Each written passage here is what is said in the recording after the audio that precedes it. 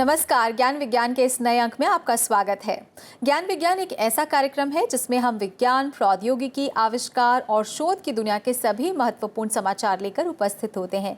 मैं हूं आपके साथ ऐश्वर्या कपूर। सबसे पहले शुरुआत मुख्य समाचारों के साथ।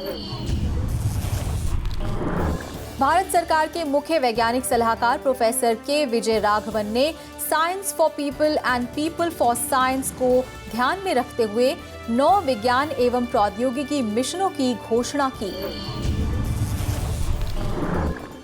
बायोटेक्नोलॉजी विभाग की सचिव डॉक्टर रेणु स्वरूप से विशेष साक्षात्कार में जैव प्रौद्योगिकी की भूमिका तथा महिला वैज्ञानिकों के योगदान पर चर्चा। ओडिशा में आरण्य फाउंडेशन के शोधकर्ताओं ने पहली बार ब्लैक बेली टर्न के नए प्रजनन स्थल की पहचान की। विज्ञान एवं प्रौद्योगिकी विभाग ने विज्ञान क्षेत्र में कारोबार के उत्कृष्ट विचारों के लिए महिला उद्यमियों को 25 लाख रुपए का अनुदान दिया।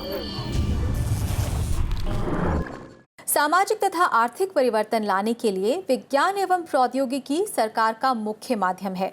इसके लिए वैज्ञानिकों तथा समाज को शिक्षा, मौलिक शोध, कृषि सामग्रियों, स्वास्थ्य, पर्यावरण तथा ऊर्जा के क्षेत्रों की बुनियाद मजबूत करने की आवश्यकता है। इस दिशा में भारत सरकार के मुख्य वैज्ञानिक सलाहकार प्रोफेसर के विजय राघवन ने science for people and people for science विषय को ध्यान में रखते हुए विज्ञान एवं प्रौद्योगिकी मिशन के 9 क्षेत्र विस्तार से साझा किए हैं। इस वर्ष विज्ञान दिवस की विषय वस्तु भी यही थी। पेश है ज्ञान विज्ञान की विशेष रिपोर्ट।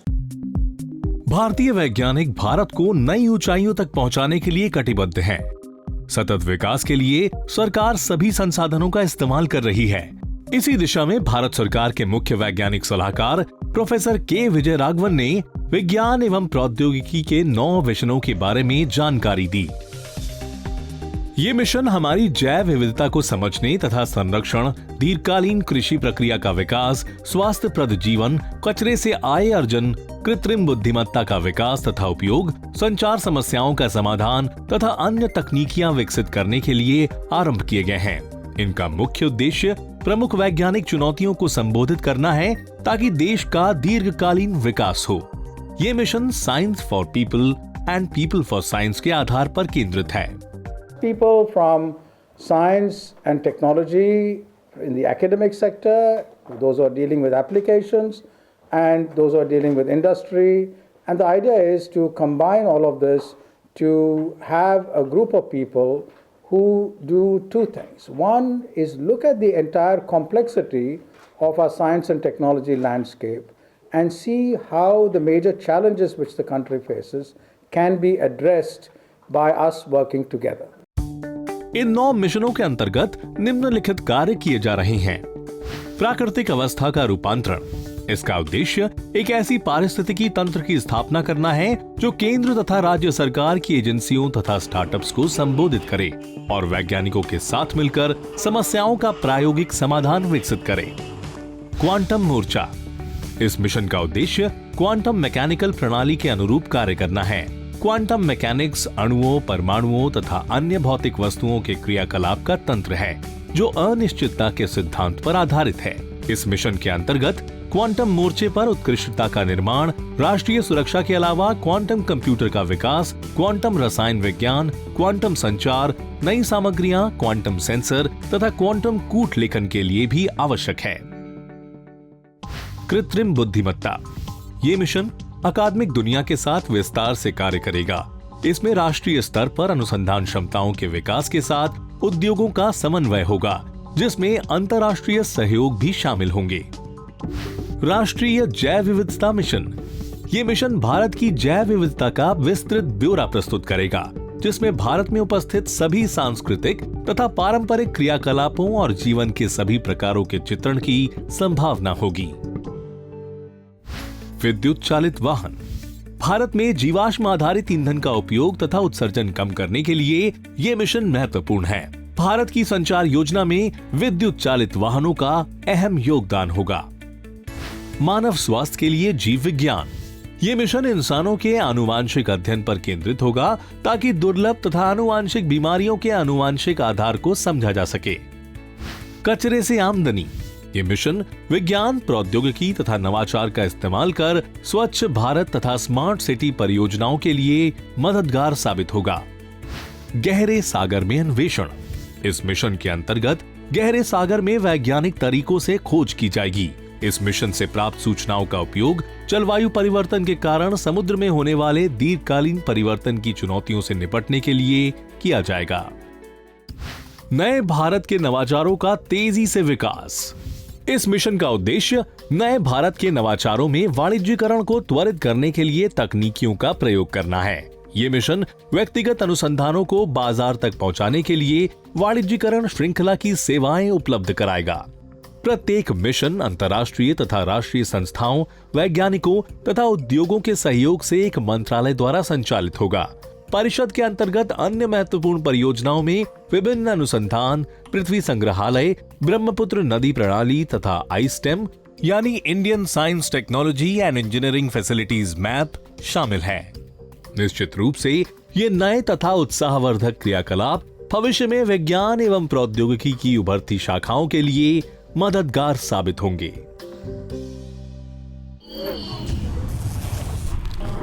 विज्ञान और प्रौद्योगिकी मंत्रालय के अंतर्गत कार्यरत बायोटेक्नोलॉजी विभाग जैव प्रौद्योगिकी तथा जीव विज्ञान के क्षेत्रों में अनुसंधान करने में महत्वपूर्ण भूमिका अदा करता है।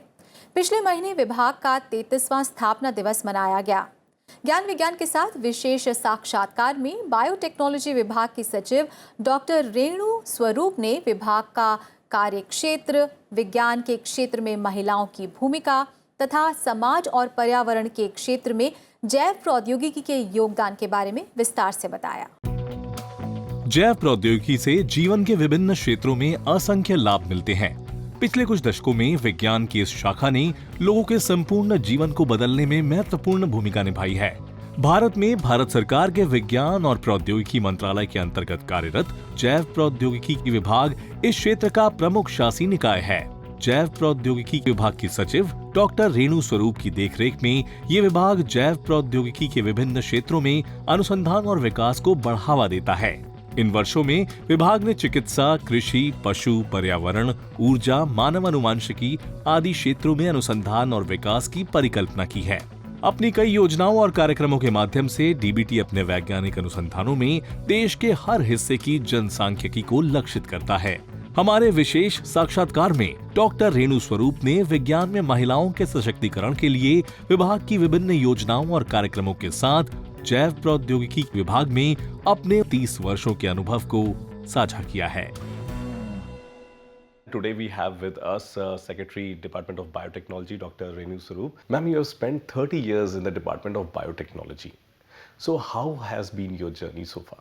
I think DBT, I've spent my entire career in profession in DBT. I think this has been one of the most exciting journeys that I've had. I started as a junior scientist and DBT has given me wonderful opportunities to come up to where I am, and I think this is the best that someone can hope for, is to be able to lead a department with which you've been so closely associated. What were the challenges that you faced while being the secretary of the department? A challenge is always an opportunity to be able to find a solution to do something much better. And I think that's really how I see challenges. And the reason why I say I find my whole journey in DBT interesting is at each step we found challenges. We found challenges which were not hurdles, but we found challenges which actually gave you an opportunity to address a much larger issue, to look at solutions which could address that. And that keeps you on your toes, that keeps you looking for new initiatives. And I think that's really what has been the fuel for this whole journey that I've had so far. Please tell us about some of the schemes and programs for women in science that DBT offers. DBT, since its inception, has had some wonderful initiatives that we've done, both for women in science and also science for women. Both aspects we cover. So coming to the women in science, our major initiative is the BioCare scheme, which is very well recognized by all women scientists, mainly those who are either unemployed or who had a career break. We also, as I said, do a lot of initiatives for how science benefits women. Those programs, be it women and child health, be it nutrition, be it looking at their livelihood activities, each one of them we focused in great detail. Ma'am, could you please elaborate on DBT's National Biotechnology Development Strategy Program? The focus is on research, on education, on entrepreneurship, so that we look at the entire biotech ecosystem. And there are broadly 3 major pillars that we focus on. One is the capacity building, in which we do a lot in terms of human resource, infrastructure. The second vertical is, of course, the main research, deep science, discovery, basic research, new areas, cutting edge science. The third major vertical is our translational ecosystem, connecting the research from the laboratory to the user. Recently, during the 33rd session of the Foundation Day of DBT, Atal Jai Anusandhan Mission was launched. So, what was it all about? Atal Jai Anusandhan mission that we've launched, which is Unnati, and Unnati is an acronym for Undertaking Nationally Relevant Technology Innovation. So it's an acronym actually. It brings in 5 programs under its purview. Right. And all 5 of them are related to societal benefit, to addressing the societal needs. And they are health, agriculture and nutrition, and clean energy and environment. How biotechnology has helped in making the lives of people better? I think biotechnology is such a unique area because it's not any one technology. It's a combination of all the cutting edge tools and technologies which look at the biosystem. In fact, the whole bioeconomy agenda for the country is driven with biotechnology. We have seen wonderful solutions today, be it in the healthcare, be it our rotavirus vaccine that we brought out, be it the 12 new varieties that we have brought out for different crops of rice, wheat, maize, which have really enhanced the farmers' livelihoods, be it, as I said, the biofuels that we've looked at, or our animal husbandry areas, cattle genomics. Each field, if you talk about diagnostics, which have now been becoming a part for the Ayushman Bharat, I think biotechnology has touched every aspect of our human life. Thank you so much for talking with us, ma'am. Thank you so much. वक्त एक छोटे से break का, और break से लौटने पर हम आपको ओडिशा ले चलेंगे, जहां शोधकर्ताओं ने ब्लैक बेलीड टर्न के नए प्रजनन स्थलों की खोज की है। देखते रहिए ज्ञान विज्ञान।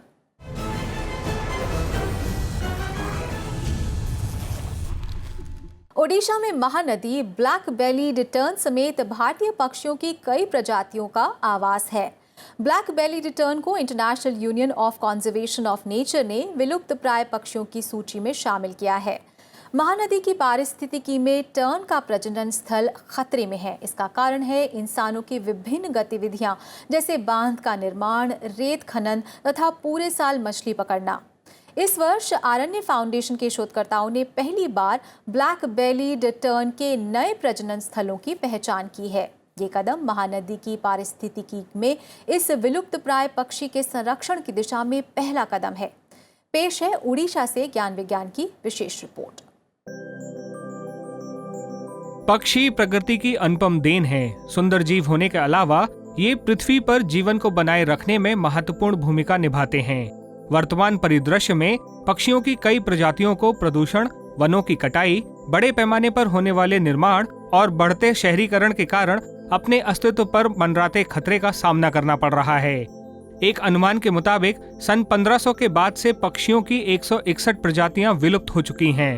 भारत के ब्लैक बेलीड टर्न पक्षी को बचाने के लिए ओडिशा के अरण्या फाउंडेशन के शोधकर्ताओं के एक समूह ने पहली बार 3 स्थानों पर महानदी नदी के किनारे इन पक्षियों के प्रजनन को दर्ज किया है और उनके अस्तित्व के संभावित खतरों की पहचान की है। इसी के साथ राज्य में उनके संरक्षण का समाधान भी खोज निकाला है। इस पक्षी को ब्लैक बेलीड नाम इसलिए दिया गया है क्योंकि इसका पेट वाला भाग प्रजनन के दौरान काला हो जाता है। बांधों के निर्माण, नदियों के पारिस्थितिक तंत्र को नुकसान, नमी वाली भूमि पर अत्यधिक खेती होने और रेत तथा बजरी के नदी से निकाले जाने के कारण इसकी आबादी दुनिया भर में घट रही है।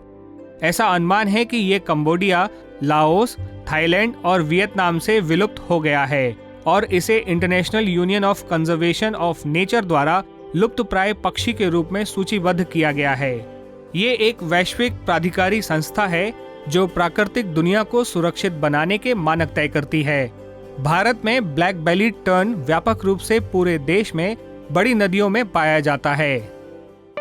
इस साल journal of threat and taxa में प्रकाशित एक महत्वपूर्ण रिपोर्ट में शोधकर्ताओं ने महानदी में 3 स्थानों मुंडाली, कखड़ी और जटामुंडिया का प्रलेखन किया है, जो ब्लैक बेली टर्न के प्रजनन क्षेत्र हैं। वे अपने अस्तित्व के लिए 3 तरह के खतरों का सामना करते हैं। पहला, रेत के खनन और प्रजनन स्थलों के पास मछली पकड़ने की गतिविधियों से इनके घोंसले बनाने और अंडे सेने के काम में खलल पड़ता है। महानदी में दूसरा खतरा नियमित रूप से बाढ़ का है।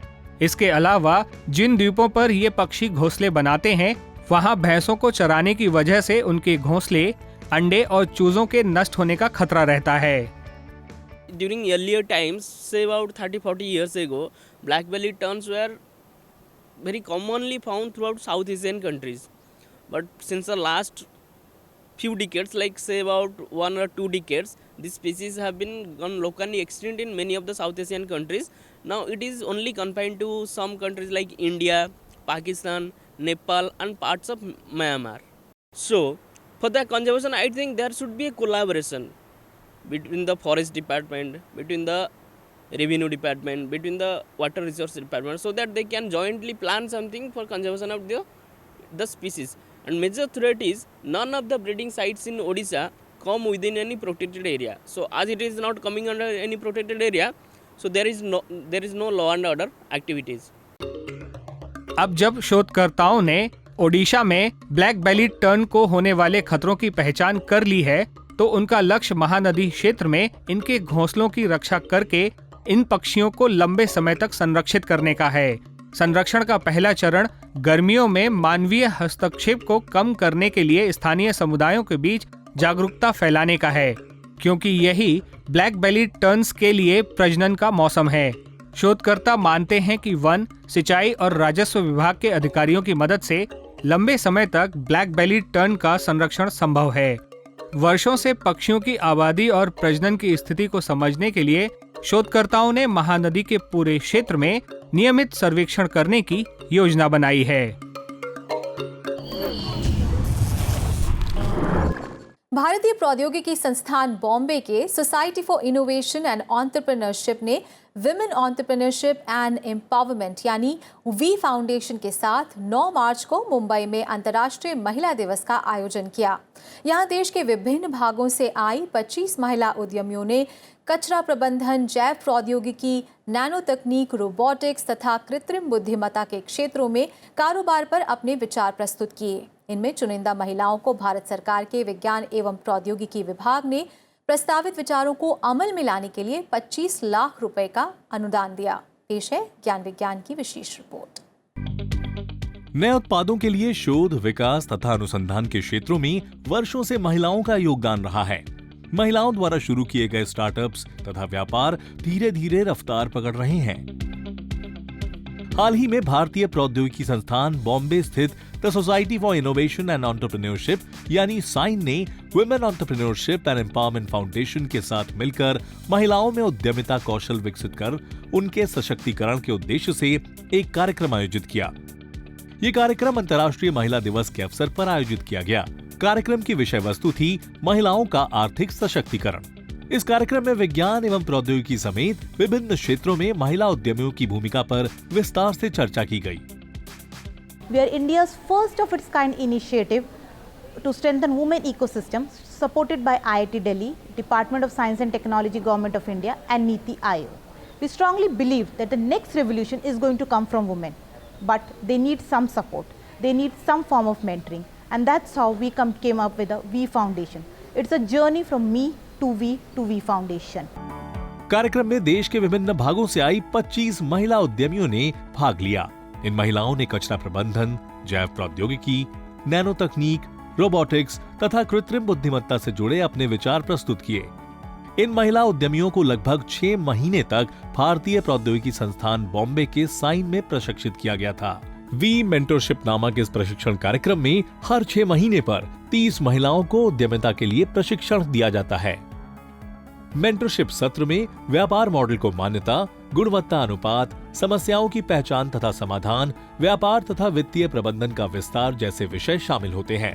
महिला उद्यमियों के नए विचारों के लिए जूरी ने हर एक महिला को भारत सरकार के विज्ञान एवं प्रौद्योगिकी विभाग की ओर से 25 लाख रुपए का अनुदान दिया। इनमें एक महिला के विचार भविष्य में भारत को जल सुरक्षा प्रदान करने से जुड़े थे। ये विचार ग्रीन सोनिक फाउंडेशन की लता अशोक झा के थे।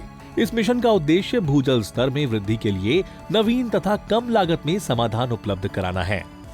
कार्यक्रम में विभिन्न विषयों पर पैनल चर्चा का भी आयोजन किया गया। ऐसा ही एक विषय था महिला सशक्तिकरण नीतियां तथा उनका प्रायोगिक कार्यान्वयन। ये कार्यक्रम विज्ञान एवं प्रौद्योगिकी के क्षेत्र में महिला उद्यमिता को प्रोत्साहन देने की एक पहल थी। इस कार्यक्रम से उन्हें व्यापार के क्षेत्र में अपनी नेतृत्व क्षमता के प्रदर्शन के लिए एक मंच उपलब्ध हुआ। वक्त है एक और छोटे से ब्रेक का, और ब्रेक के बाद आपको दिखाएंगे देश और दुनिया के कुछ और नए वैज्ञानिक खोज। देखते रहिए ज्ञान विज्ञान।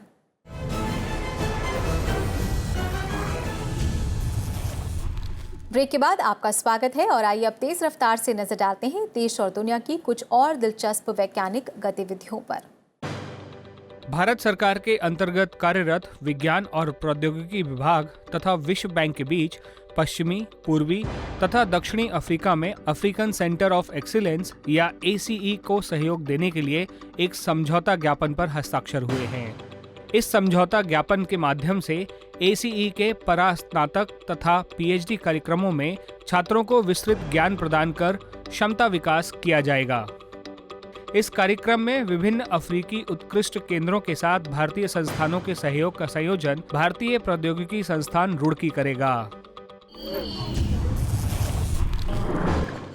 वैज्ञानिकों ने दिन के समय चंद्रमा के आसपास पानी के अणुओं को घूमते पाया है। नासा के लूनर रिकॉनेसेंस ऑर्बिटर से प्राप्त आंकड़ों के अध्ययन से ये जानकारी प्राप्त हुई है। लूनर रिकॉनेसेंस ऑर्बिटर की गणना की मदद से दिन के अलग अलग समय में चंद्रमा पर जल योजन का अध्ययन किया गया। ये अध्ययन जियोफिजिकल रिसर्च लेटर्स में प्रकाशित हुआ है। इस अध्ययन के परिणाम चंद्रमा पर जल चक्रण को समझने में मदद करेंगे। सबसे महत्वपूर्ण है कि ये नतीजे भविष्य में चंद्रमा पर मानव अभियानों के दौरान पानी की उपलब्धता प्राप्त करने में मददगार साबित होंगे। पिछले हफ्ते इंटरनेशनल स्पेस सेंटर से भेजा गया SpaceX का जांच रॉकेट सफलतापूर्वक अटलांटिक सागर में उतार लिया गया। अंतरिक्ष में 6 दिन से अधिक समय तक इस रॉकेट ने अमेरिकी अंतरिक्ष एजेंसी नासा को प्रयोगों के नतीजे भेजे। इस उपग्रह को पिछले हफ्ते फ्लोरिडा के केनेडी स्पेस सेंटर से प्रायोगिक अभियान के लिए अंतरिक्ष में प्रक्षेपित किया गया था। इसका उद्देश्य ये साबित करना था कि ये इंटरनेशनल स्पेस सेंटर में अंतरिक्ष यात्रियों को पहुंचा सकता है। 8 मार्च की सुबह प्रक्षेपित ड्रैगन रॉकेट अगले दिन इंटरनेशनल स्पेस सेंटर स्टेशन पहुंच गया था। बाद में इसने वापस धरती की ओर उड़ान भरी। और विज्ञान के इतिहास में इस हफ्ते हम याद कर रहे हैं प्रसिद्ध वैज्ञानिक जोसेफ प्रिस्ले को, जो 17वीं सदी के सबसे मशहूर वैज्ञानिकों में से एक थे। उनका शोध कार्य प्रकृति के अध्ययन तथा गैसों के गुणों पर केंद्रित था। जोसेफ प्रिस्ले को मुख्य रूप से ऑक्सीजन की खोज के लिए याद किया जाता है। इसके लिए उन्होंने विभिन्न पदार्थों से उत्सर्जित हवा की जांच की। वांछित गैस को सफलतापूर्वक अलग करने के बाद उन्होंने इसका नाम डेफ्लोलॉजिस्टिकेटेड एयर रखा। उनकी इस खोज से प्रकाश संश्लेषण और श्वसन जैसी प्रतिक्रियाओं को बेहतर तरीके से समझने में आसानी हुई। अपने पूरे जीवन काल में उन्होंने करीब 150 शोध पत्र प्रकाशित किए। 6 फरवरी 1804 को पेंसिल्वेनिया में उनका देहांत हो गया। अमेरिकन केमिकल सोसाइटी उनकी याद में सालाना प्रिस्ले मेडल प्रदान करती है। प्रिस्ले की खोज को नजरअंदाज करना कठिन है। अब तक वैज्ञानिकों ने प्राकृतिक रूप से उत्पन्न होने वाले 92 प्राकृतिक तत्वों की पहचान की है, जिनमें हवा के मुख्य अवयव नाइट्रोजन तथा ऑक्सीजन भी शामिल हैं। उनकी इस खोज से प्रकाश संश्लेषण तथा श्वसन जैसी प्रक्रियाओं को बेहतर तरीके से समझने में आसानी हुई। तो इस सप्ताह के ज्ञान विज्ञान के एपिसोड में इतना ही। ये एपिसोड आपको कैसा लगा, इसके बारे में आप अपने विचार जरूर भेजें। आप अपने सुझाव हमें हमारे ईमेल पते news@vigyanprasar.gov.in पर भेज सकते हैं। आप पत्र द्वारा भी हमें सुझाव भेज सकते हैं। हमारा पता है विज्ञान प्रसार, C24, कुतुब इंस्टीट्यूशनल एरिया, नई दिल्ली 110016। तो अगले हफ्ते हम फिर मिलेंगे विज्ञान की नई खोज, आविष्कार और समाचार के साथ। तब तक के लिए मुझे और मेरी टीम को दीजिए इजाजत। नमस्कार।